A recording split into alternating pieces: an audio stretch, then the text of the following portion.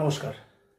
জানেন কি, কিংবদন্তি গায়ক মান্না দে তার কেরিয়ারের একটি অত্যন্ত জনপ্রিয় গানের জন্য 1 পয়সাও পারিশ্রমিক নেননি। হ্যাঁ, ঠিকই শুনছেন। মুম্বাইয়ের চরম ব্যস্ততা আর সময় নষ্ট হওয়ার পরেও তিনি ছিলেন অবিচল। কিন্তু কেন? চলুন জেনে নিই সেই অজানা কাহিনী। ঘটনাটি 1967 সালের।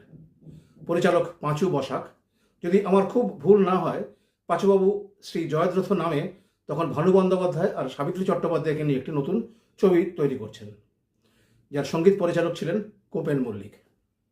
সিনেমার একটি চমৎকার গান রেকর্ড করা হলো মান্না দে আর নির্মলা মিশ্রের গলায়। সব রেডি, কিন্তু গল্পের টুইস্ট তখনও বাকি ছিল। হঠাৎ করেই কোনো কারণে নায়িকা সাবিত্রী চট্টোপাধ্যায় ছবিটি করতে রাজি হলেন না। তার জায়গায় এলেন রুমা গৌটাবরতা। রুমা দেবী এসেই একটি অদ্ভুত শর্ত দিলেন।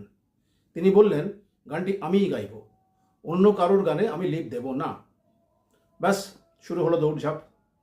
আগের রেকর্ডিং বাতিল করে গানটি আবার নতুন করে রেকর্ড করতে হলো মান্না দে আর রুমা গৌটাবরতার দ্বৈত কণ্ঠে। দ্বিতীয়বার রেকর্ডিংয়ের জন্য মিউজিশিয়ান থেকে শুরু করে সব কলাকুশলী সবাই নিয়ম মতো পারিশ্রমিক নিলেন। কিন্তু মান্নাবাবু, তিনি তখন মুম্বাইয়ের টপ ডিমান্ডে থাকা শিল্পী। 1 সেকেন্ড সময় দেওয়া মানেই লক্ষ টাকার ব্যাপার। তবুও একই গানের জন্য দ্বিতীয়বার কোনো অতিরিক্ত পারিশ্রমিক তিনি স্পর্শ করেননি। এটাই ছিলেন মান্না দে, তার মহানুভবতা এবং শিল্পের প্রতি তার অগাধ ভালোবাসা। সেই জনপ্রিয় ছবিটি ছিল আশিতে আশিও, আর গানটি আপনাদের সবার প্রিয় তুমি আকাশ এখন যদি হতে আমি বলাকার মতো পাখা মেলে।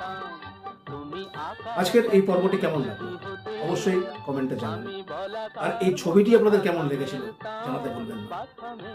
এরকম জানা অজানা তথ্যের জন্য চ্যানেলটি লাইক, শেয়ার আর সাবস্ক্রাইব করে আমাদের পাশে থাকুন। দেখা হচ্ছে পরের ভিডিওতে। নমস্কার।